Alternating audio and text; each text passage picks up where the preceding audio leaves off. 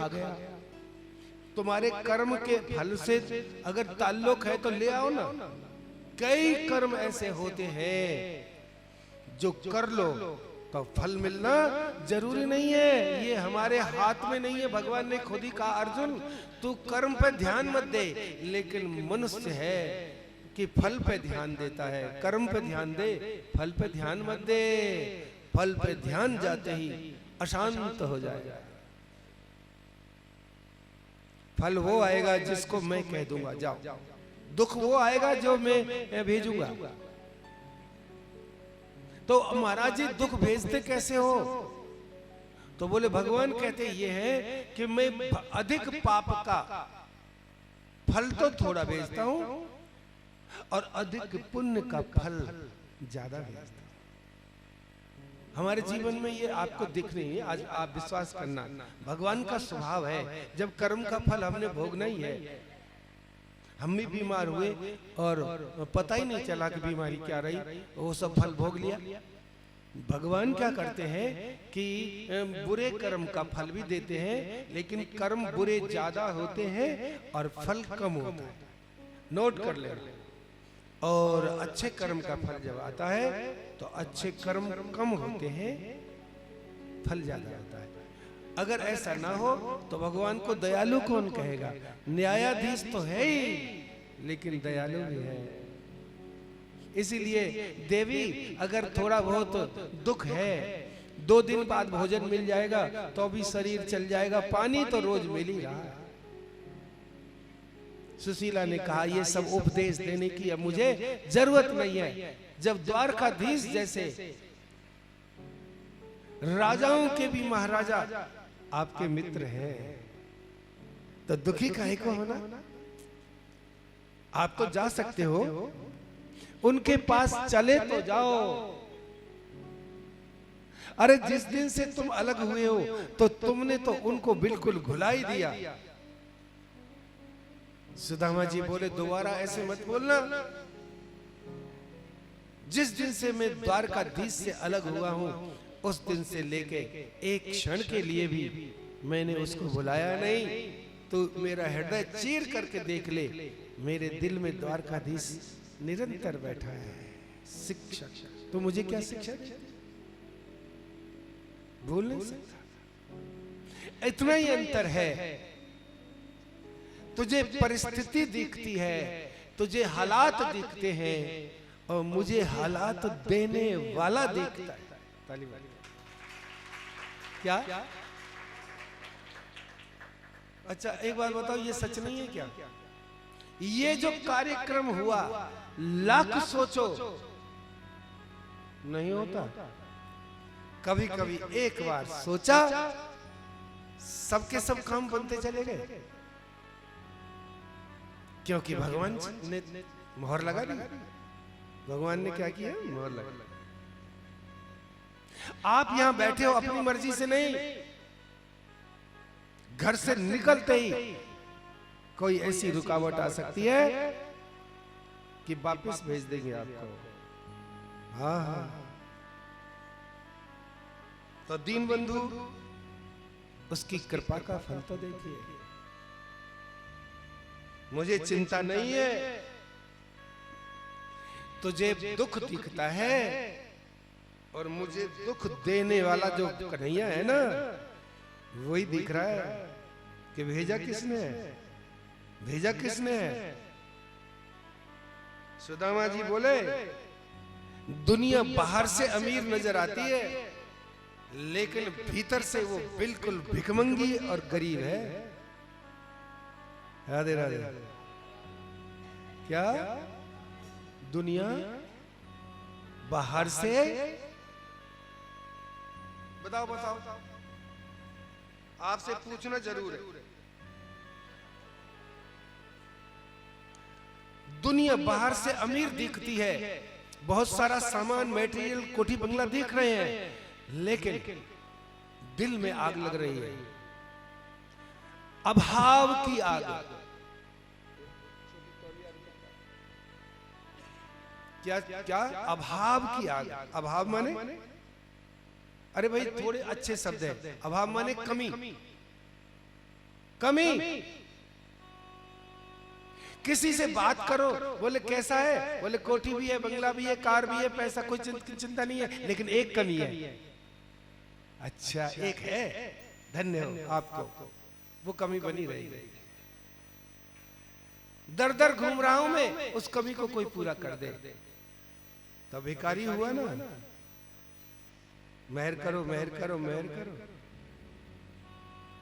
किसी के जीवन में चाहे कोई ऊंचे से ऊंचे पद को प्राप्त करके देश के प्रधानमंत्री, अमेरिका के प्रधानमंत्री से जाकर के एकांत में पूछ लेना क्या आज तुमको सब कुछ मिल गया, क्या कुछ कमी है, क्या कहेगा?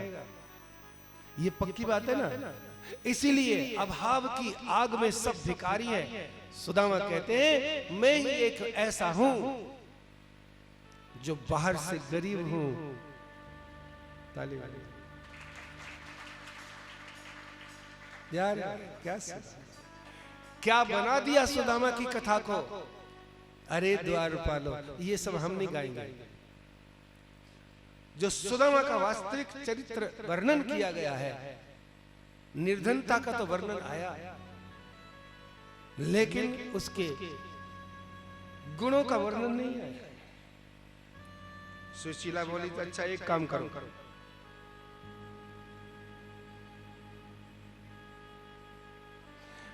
आप तो 3-4 दिन का भोजन आपको न मिले तो आप रह जाते हो, हम कैसे क्या करें? बोले सुनो, ध्यान देना मेरी बात पे, ये केवल भावना की बात है। दुख को माना तो दुख और सुख मान लिया तो सुख है। 9 दिन तक नवरात्रों में भोजन नहीं किया। हमारे ऐसी ऐसी बहन देवियां हैं, वो बेचारी एक टाइम फलार, बिना फलार के भोजन नहीं कर रही हैं, 9 दिन तक नहीं किए। और जो भूखा आदमी है ना, जिसको एक टाइम भोजन न मिले तो व्याकुल हो जाता है। यानी जिसको भोजन नहीं मिला उसके चेहरे को देखो, और जिसने जान के छोड़ा उसके चेहरे पे देखो जरा, पढ़ना। खाया उसने भी नहीं, खाया उसने भी नहीं, लेकिन एक के चेहरे पर स्वाभिमान है, नहीं है क्या? नहीं। एक आदमी को डॉक्टर ने कह दिया 3 दिन तक पानी पानी पीना है, सुनते ही तो आधा मर गया। और एक व्यक्ति ये 3 दिन से, एक दिन एकादशी करी, दूसरे दिन जन्माष्टमी आ गई और तीसरे दिन प्रदोष आ गया। बोलो वृंदावन। मंगलवार और आ गया वो इसके बाद, और हमने खूब कह ली 1-2 व्रत मिस कर ले। बोले मिस नहीं होगा। ऐसे ऐसे आम लोग हैं कि 3 दिन से भोजन नहीं किया, उसके चेहरे पर स्वाभिमान और आनंद की लहर है। और जिसको 3 दिन से बाई चांस नहीं मिला, उससे इंटरव्यू लेकर देखा क्या उसकी दशा है। मतलब ये हुआ काकू, 3 दिन से 2 आदमियों ने भोजन नहीं किया, एक रो रहा है और एक कह रहा है कि मैं धन्य हो गया, मेरे जैसा कृपा किसी पे भी नहीं है। अब बताइए, दुख की कोई परिभाषा है? दुख मानोगे तो होगा, नहीं मानोगे तो नहीं होगा। सुशीला कहती है कि कब तक न माने? चलो महीने में 2 दिन भूखा रख लो, हम समझेंगे एकादशी कर ले, लेकिन 5-7 दिन हमारे बस का नहीं है।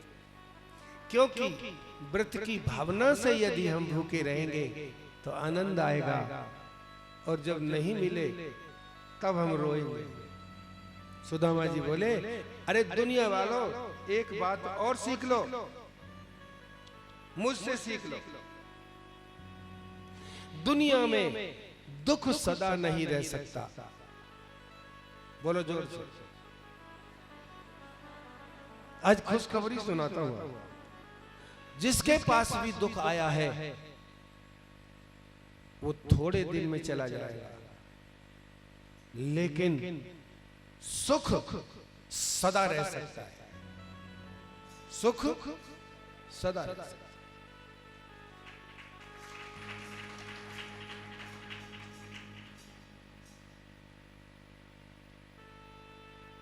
एक पैर है, एक पैर,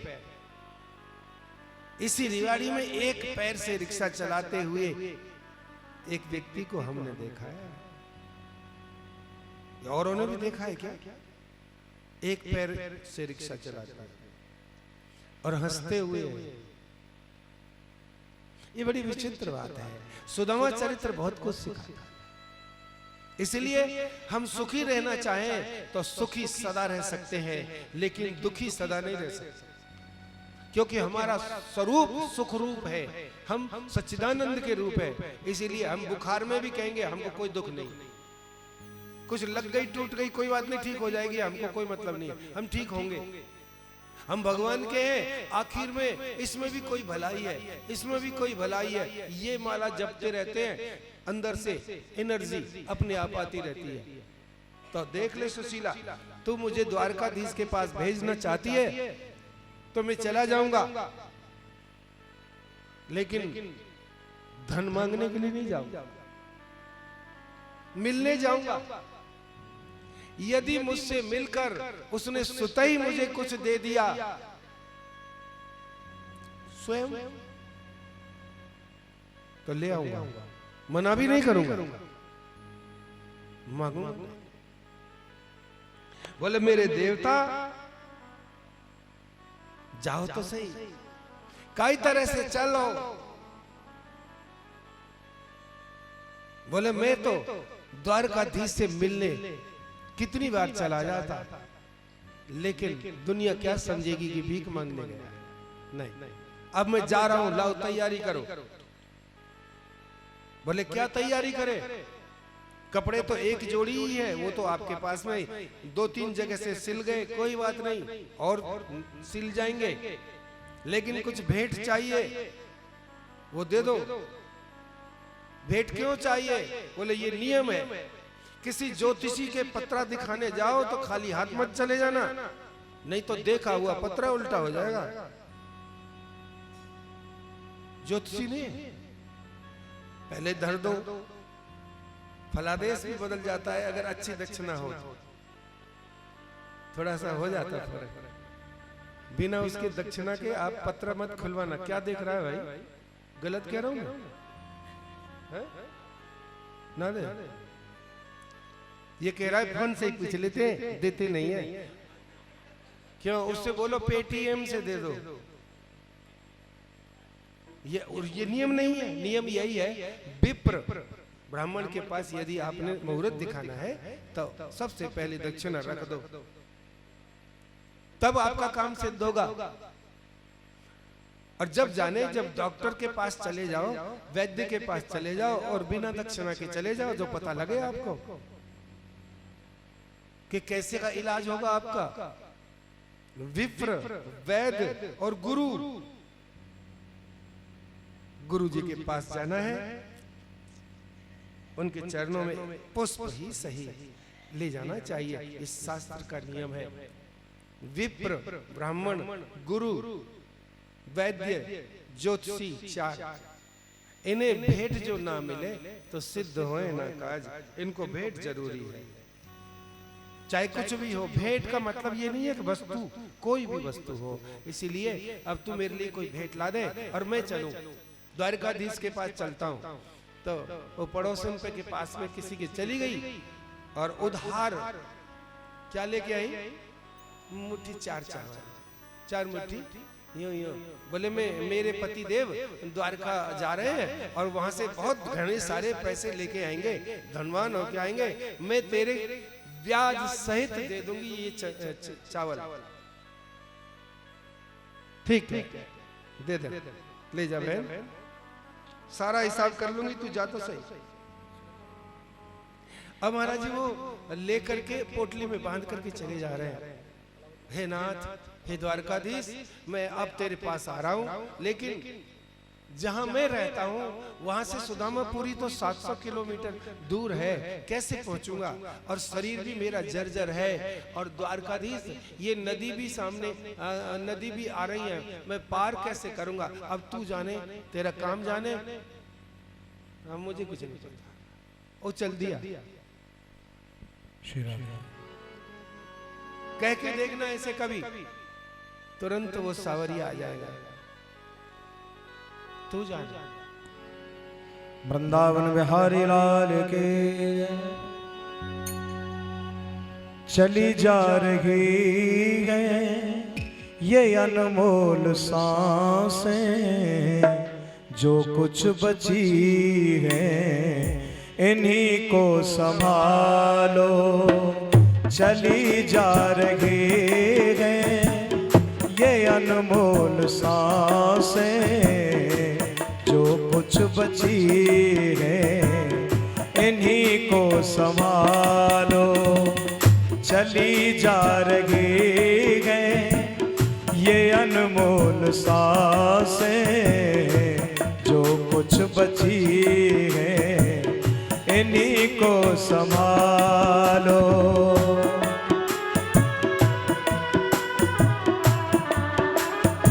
श्री राधे।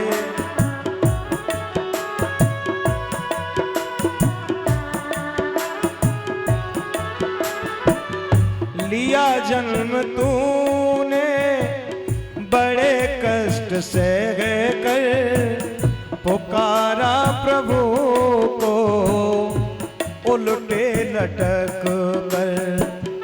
लिया जन्म तूने बड़े कष्ट से कर, पुकारा प्रभु को उल्टे लटक कर।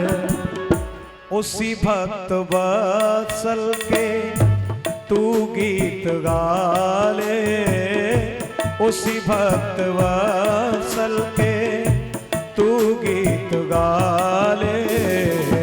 जो कुछ बची है उन्हीं को संभालो। चली जा रही है ये अनमोल सांसें, जो कुछ बची है उन्हीं को संभालो।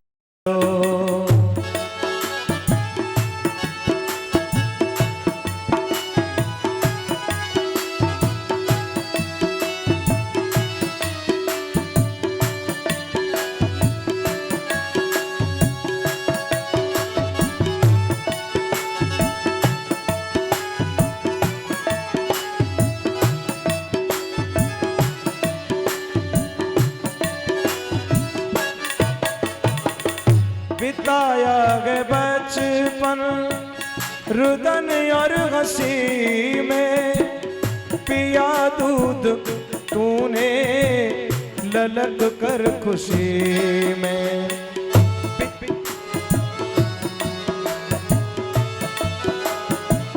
बिताया गए जीवन रुदन और हंसी में, पिया दूध माँ का ललक कर खुशी में। बचपन बिताया तो, बचपन बिताया तो जवानी संभालो। जो कुछ बची है इन्हीं को संभालो। चली जा रही है ये अनमोल सांसें, जो कुछ बची है इन्हीं को संभालो।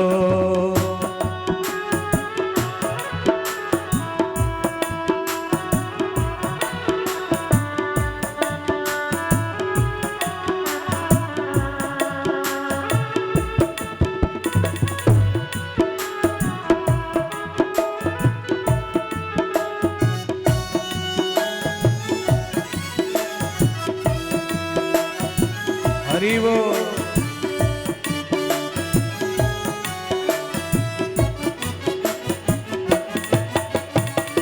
मिला तन ये रतन ये जो जिसे चंद्र कह कहते, हमारा हमारा कह कर ही मरते।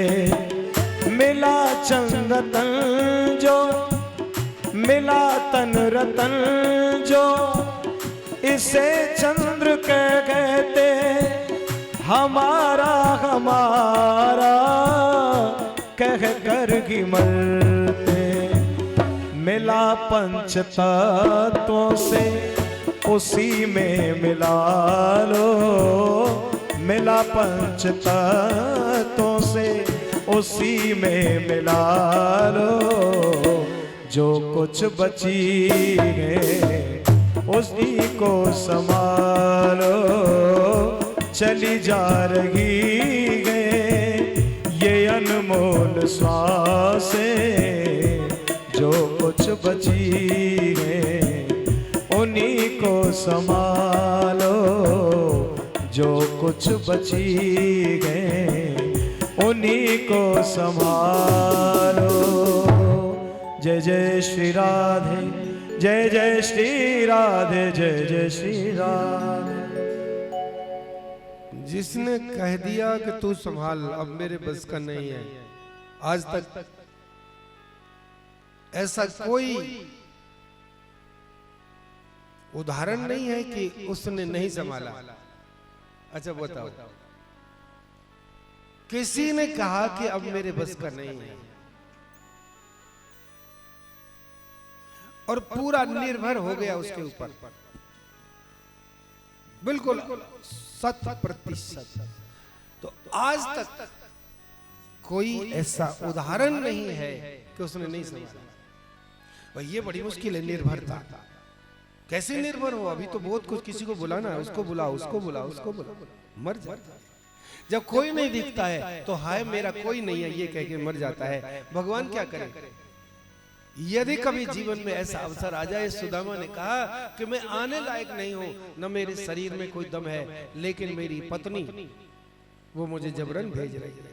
और अब द्वारकाधीश देखता हूं, यदि रास्ते में ही मेरा देह अवसान हो गया तो तू जाने, वापिस नहीं जा सकता। ये नदी ये पार कैसे करूं? सामने नदी है। ऐसा सोचते ही आंखें देखा कि दूर से कोई नाव चली आ रही है, नाव चली आ रही है और सिर पे कपड़ा है और बहुत साधारण से वस्त्रों में कोई नाव लेकर के नदी में आ रहा है। और इसने कहा कि भैया नैया वाले परली पार छोड़ दे। उसने कहा कि मेरी नैया जो है ये मैं चलाता तो हूं, लेकिन तू कुछ देगा मुझे? मैं फ्री में नहीं बैठाता किसी को, कोई मुझे शुल्क देगा तब मैं पार उतार दूंगा। सुदामा जी ने सोचा कि यदि मैंने कह दिया कि मेरे पास कुछ भी नहीं है तो ये मुझे छोड़ के चला जाएगा और रात भर मैं यहीं पड़ा रहूंगा, पता नहीं क्या स्थिति होगी, ये द्वारकाधीश जाने।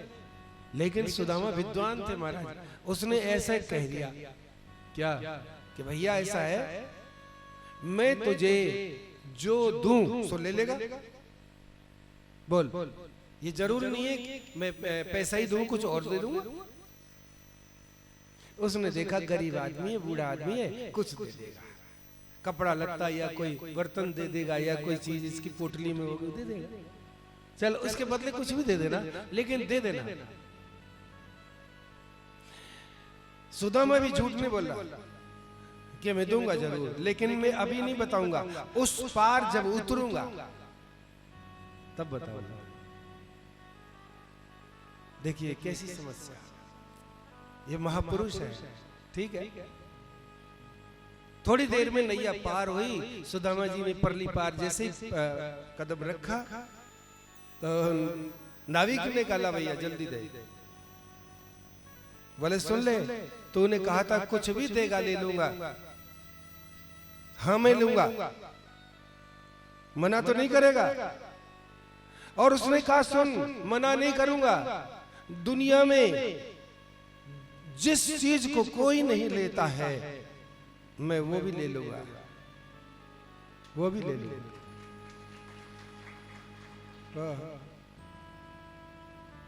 सुदामा ने उसे गले से लग के कहा कि भैया नाविक, मेरे पास तो गरीबी है, लेगा? उसने कहा लूंगा, और मैंने ले ली, ये मान ले तू। कौन जानता है कि इनके संवाद में क्या है। गरीबी है और तूने कहा था कोई नहीं लेता, उस समय लेता हूं, ले ली, बोले ले जा, मैंने तेरी गरीबी ले ली। सुदामा इस भाषा को नहीं समझा, लेकिन ले ली उसने, सदा सर्वदा के लिए ले ली। आगे गए, एक वृक्ष के नीचे थक के सो गए। भगवान द्वारकाधीश की कृपा देखिए, उसको वहीं से ही रात्रि में अपने योग माया के द्वारा उठा करके और द्वारका के दरवाजे पर लिटाया। सोते सोते नींद में भी जो ऐसा कर सकता है वो क्या नहीं कर सकता। सुबह सुदामा उठे हैं तो द्वारकाधीश के महलों के दरवाजे पर खड़े हो रहे हैं और लोगों की जय जयकार है। बोलिए द्वारकाधीश भगवान की, द्वारकाधीश भगवान की, द्वारकाधीश की, द्वारकाधीश की जय जयकार हो रही है। सुदामा जागे हैं, घबरा गए, अरे मैं कहां सोया था और कहां जगा, ये क्या है। डर गए, भैया मैं कहां आ गया। बोले द्वारकापुरी में आ गए। ये किसका महल है। बोले ये द्वारकाधीश का महल है। अरे हमारे दोस्त मित्र कन्हैया यहीं रहता है क्या। बोले ये ऐसे मत बोलिए, कन्हैया तो मैं नहीं जानता, लेकिन हमारे श्री राजाधिराज द्वारकाधीश जी हैं, ऐसे बोला जाता है। अरे वही है ना जो ब्रिज में रहा था, फिर मथुरा आ गया, फिर यहाँ आ गया। हाँ वही वही वही हमारे श्री द्वारकाधीश जी। हम लोग तो ऐसे बोलते हैं, अरे वास्तव में वही है। हाँ वही है भैया, मैं तुझे क्या बताऊं, मैं उसके बचपन का मित्र हूं। नीचे से ऊपर तक द्वारपालों ने देखा, देख करके अति विचित्र इस दशा में उन्होंने जोर से जाकर के सुधर्मा सभा में जो भगवान बैठे हुए थे वहीं कह दिया कि कोई आपका मित्र आया है। मित्र आया है, कौन है, क्या नाम बता रहा है।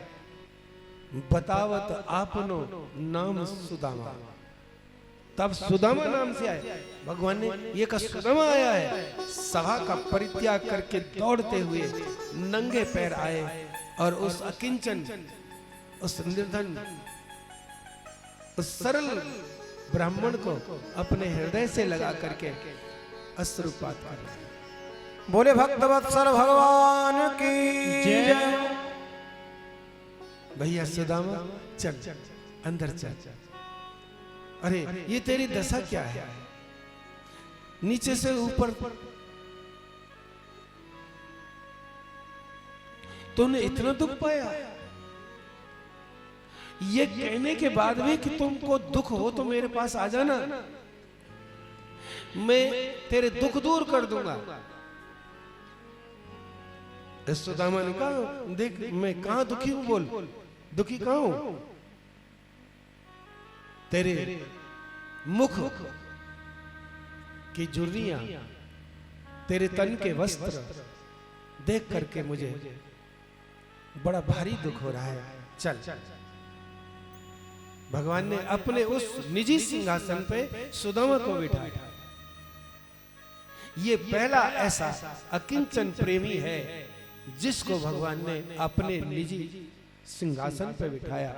कोई देश का राष्ट्रपति किसी देश में जाए तो आदर तो बहुत होता है, लेकिन अपनी सीट पर कोई राष्ट्रपति किसी को बिठाता नहीं है, कोई भी अफसर किसी को नहीं बिठाता है।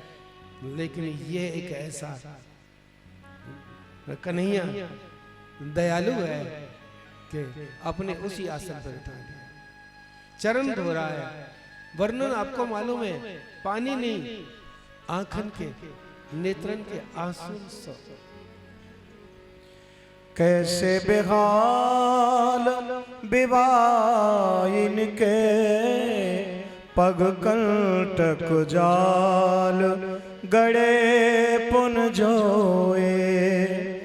हाय महा दुख पायो सखा तुम आए ते न किते दिन खोए। देख सुदामा की दीन दशा, करुणा करके करुणा निधि रोए। पानी परात को हाथ छुओ नहीं, नैनन के जल सो पग धोए। नैनन के जल सो पग धोए। ये चक्रवर्ती, इस सारे ब्रह्मांड का नायक द्वारकाधीश अश्रुओं से एक अकिंचन के चरण धो रहा है। पानी मंगवाया था रानियों से, रुक्मणी आदि रानी ये दृश्य देख करके आश्चर्यचकित हो गए और उसका चरणामृत ले रहा है। जैसे भगवान की पूजा होती है मंदिर में, आज ऐसे ही द्वारकाधीश सुदामा की पूजा कर रहे हैं। तीनों लोकों में ये पहला दृश्य है ऐसा, क्योंकि ये ऐसा भक्त है जो लेने नहीं आया, देने आया। क्या क्या देने आया? ये तो चावल खिलाने आया है, उसके बदले लेने की भावना से नहीं आया। ये फिर भी अमीर है कि ये खाने के लिए कुछ लाया। कन्हैया ने पूछा कि तू क्या लाया? बोले क्या ला सकता हूं मैं, मेरे ये शरीर को देख करके तुझे क्या अनुमान नहीं होता कि मेरे पास क्या हो सकता है? बोले नहीं, मेरी भाभी ने कुछ दिया होगा, जल्दी बता। बोले कुछ नहीं दिया है, इनके सामने नहीं, तेरे को क्या बताऊं? कृष्ण बोले पहले तूने चोरी की थी तो ये दशा हुई, अब क्या फिर चोरी करने की बात सोच रहा है? बोल देना जो कुछ लाया है। बोले रहने दे। अरे अपना अपमान मत करवा, मेरा तो क्या अपमान होना है भिखारी का। जबरदस्ती चावलों की पोटली ले ले। अब आप ही अंदाजा लगाइए कि विश्व में कौन एक ऐसा भक्त है जो देने गया है। भगवान निकाल करके खाने लगे, पहली मुट्ठी खाई और क्या बोले? एक लोक। कितने टोटल कितने? तीन है, तीन लोक हैं, पृथ्वी, स्वर्ग, वैकुंठ और नीचे वो तीन लोक हैं। एक मुट्ठी चना चावल लेकर के कहते हैं कि एक लोक तेरे को दे दिया, और दूसरी मुट्ठी ली तो कहे दो लोक दे दिए। तीसरी देने वाले थे तो रुक्मणी ने हाथ पकड़ लिया, राधे राधे। बोले वह रहने दो, तीन लोग इसको दे दोगे इस भिखारी को तो तुम कहां रहोगे? तीन ही तो लोग हैं, हमारे रहने लायक भी कहीं जगह नहीं मिलेगी। सुदामा ने बोला भाई ये कौन है? बोले मेरी रानी पटरानी। सुदामा जी बोले कुछ भी हो, तूने खा करके क्या कहा? ये लोक ले ले, वो लोक ले ले, मेरे समझ में तो कुछ आया नहीं। एक बात जरूर मेरे समझ में आई है कि तेरी ये जो पत्नी है ना, जिसने मेरा तो तेरा हाथ पकड़ा है, ये किसी अच्छे घर की नहीं है।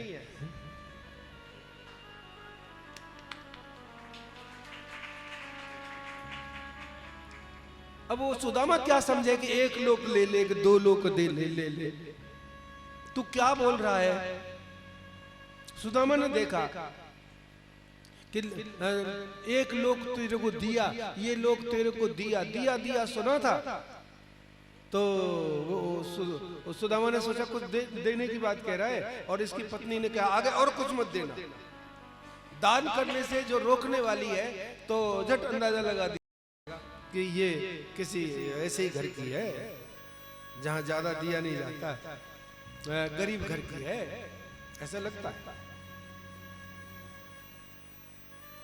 रुक्मणी ने कह भी दिया कि सुन लो, ध्यान देना। रुक्मणी ने कहा कि चाय हाँ यहाँ रख दो, चलो रख दो, ठाकुर जी के सामने रख दो। नहीं नहीं आप ही रख दो, हाँ, आप रुक्मणी से ज्यादा उदार हो, समझे? यही विराजमान कर दो बस। ये बात बहुत बढ़िया करी तुमने। तो ये लगता है किसी ऐसे ही घर की होगी कि देने देने की कोई बात कर रहा था, लेकिन नहीं। तो रुक्मणी ने ये कहा कि महाराज सावधान हो जाओ, यही ब्राह्मण जाति जो है ना, इसी ब्राह्मण ने तुम्हारी छाती में लात मारी थी। भृगु ऋषि ने मेरे सामने, जब मैं लक्ष्मी थी तो भृगु ऋषि ने लात मारी थी, अपमान किया था। ये ब्राह्मण तुम्हारा सम्मान करते ही कहाँ है? और ये वही ब्राह्मण तो जात है ही। कृष्ण ने कहा कि जरा सावधान, ये वही ब्राह्मण है जाति, ये वही ब्राह्मण जाति है जिसने तेरी चिट्ठी पत्र लाकर मुझे दिया था। क्या बात बोल रही है? इस ब्राह्मण की कृपा से पटरानी बनी बैठी है तू। बस ठीक है, तूने कह दिया, बीच में रुकावट डाल दिया, मैं नहीं करूंगा आगे। अब तुम शांत बैठ के थोड़ी देर में अपने मित्र से वार्तालाप कर। भैया आपने कैसे समय बिताया? इतने दिन क्या हुआ? कन्हैया मत पूछ मुझसे कुछ भी, तू अपनी कह ले। अब कई दिन हो गए, ठाकुर जी अनेक भोग खिला रहे हैं, अपना पीतांबर पहना दिया, अपने सुंदर मुकुट पहना करके सिंहासन में बिठा दिया। कई दिन हो गए आनंद ले रहे सुदामा। फिर एक दिन सुदामा जी ने कहा कि कन्हैया अब मैं जाना चाहता हूं,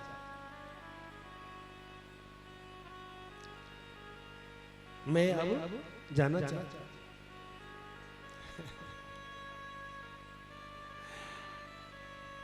राधे श्याम, राधे श्याम, राधे श्याम, राधे श्याम।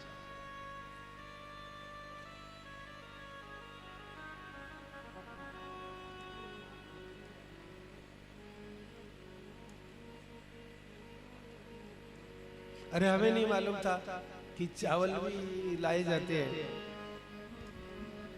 गोविंद मेरो है, गोपाल मेरो है, गोविंद मेरो है, गोपाल मेरो है, गोविंद मेरो है, गोपाल मेरो है, गोविंद मेरो है, गोपाल मेरो है। ओ श्री बाके बिहारी नंदलाल मेरो है, श्री बाके बिहारी नंदलाल मेरो है। आ श्री बाके बिहारी नंदलाल मेरो है, श्री बाके बिहारी नंदलाल मेरो है। ओ श्री राधा रमण गिरधारी मेरो है, श्री राधा रमण गिरधारी मेरो है। गोविंद मेरो है, गोपाल मेरो है, गोविंद मेरो है, गोपाल मेरो है, गोविंद मेरो है, गोपाल मेरो है, गोविंद मेरो है, गोपाल मेरो है। ओ श्री बाके बिहारी नंदलाल मेरो है, श्री बाके बिहारी नंदलाल मेरो है। आ श्री बाके बिहारी नंदलाल मेरो है, श्री बाके बिहारी नंदलाल मेरो है।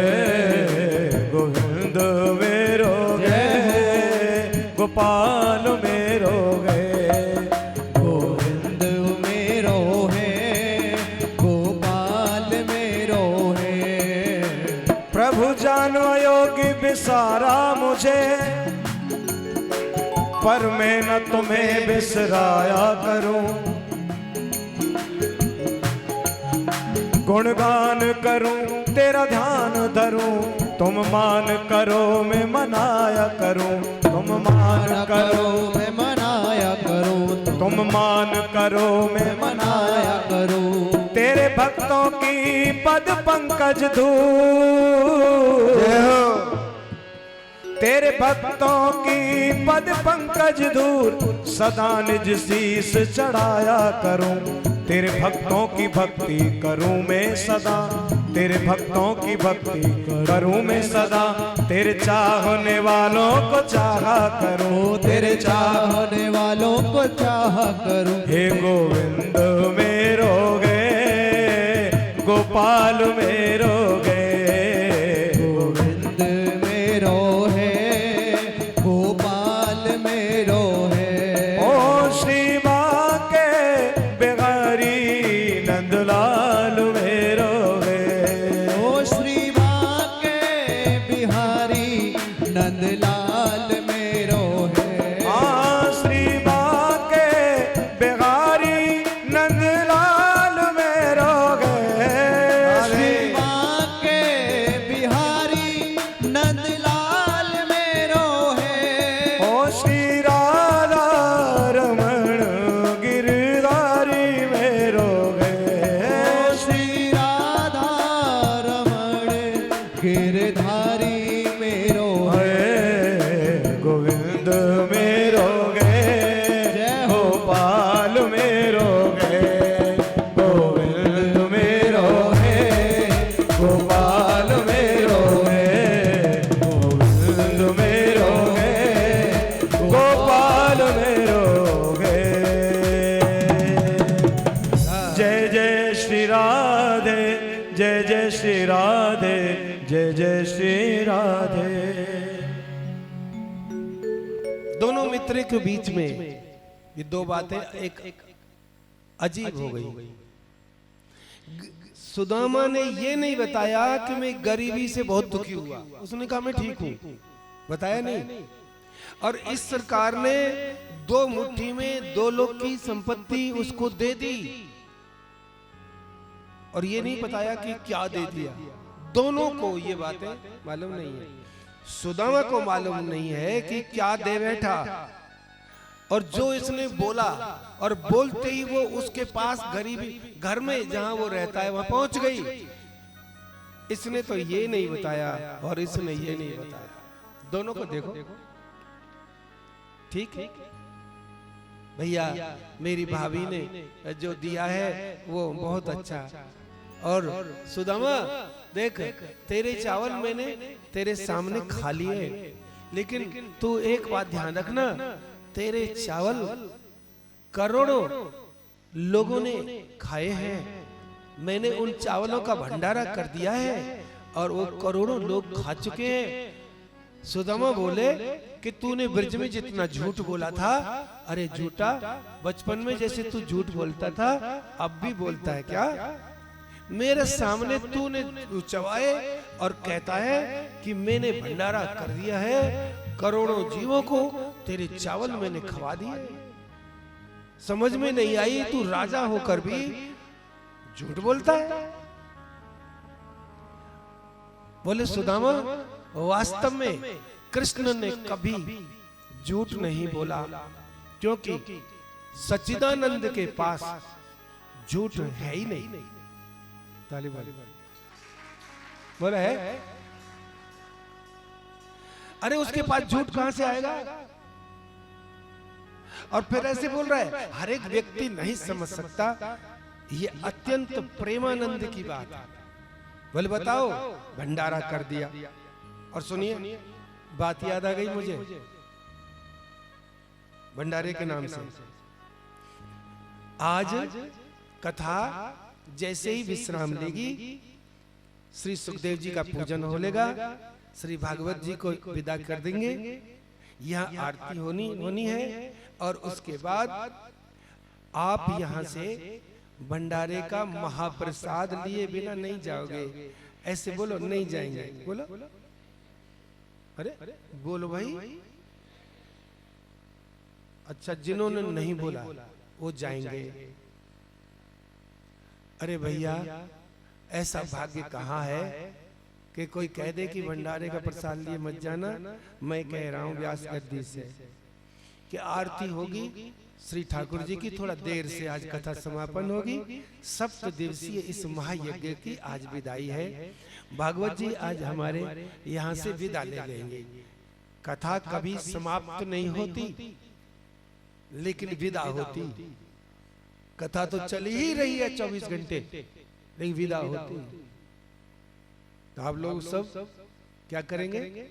यहाँ से जाते जाते पूरा भोजन करके जाएंगे। महाप्रसाद मतलब होता है पेट भर भोजन।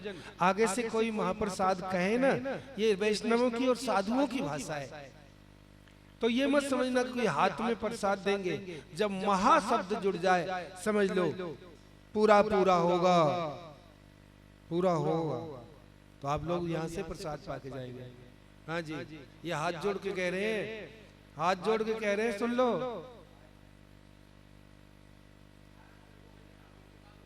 बोलो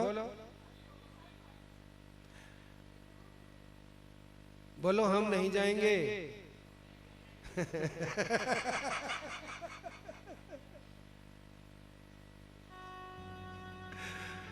महाराज याद आ गई वो बात, तो मैंने बोल दिया। और सुनो, याद एक बात और आ गई है।